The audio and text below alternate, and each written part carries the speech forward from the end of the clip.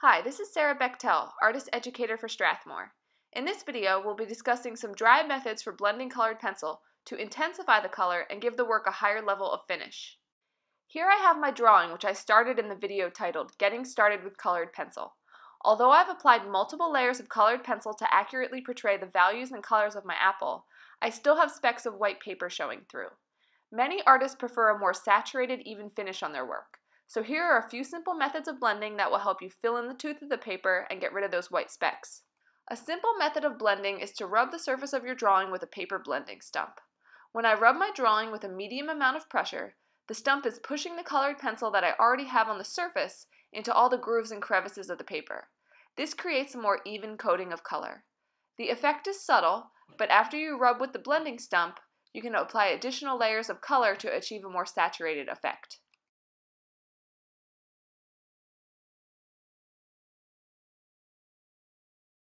Another method of blending is to use a harder colored pencil. When I was building up my layers, I was using Prismacolor Premier and Caran d'Ache Luminance because I like the softer consistency of these colored pencils.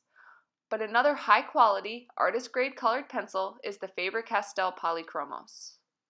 The Polychromos have a slightly harder consistency than the other two brands, so these pencils will hold a sharper point. This characteristic allows the point to get down into the texture of the paper better than a softer colored pencil. As I apply a layer of red Polychromos to my apple, you can see that some of the white specks are disappearing and the color is intensifying. Notice I am holding my pencil at an angle that is almost perpendicular to the paper, because this will also help me to get deeper into the texture of my surface. If you want an even smoother, more saturated look to your drawing, then it's time to start burnishing.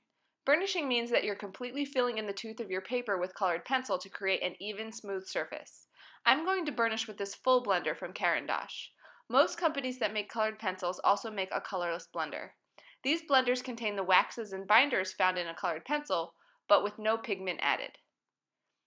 As I apply the full blender to my drawing, the additional wax helps to blend the colored pencil and push it into the texture of the paper. It also gives my colored pencil a more saturated look. Burnishing with blenders will leave the surface of your drawing smooth and waxy, making it difficult to apply additional layers of pencil. So it's best to use these blenders as your final step. Any of these methods, or a combination of them, can be used to blend your colored pencil work in order to achieve a more unified, smooth surface. Thanks for tuning in.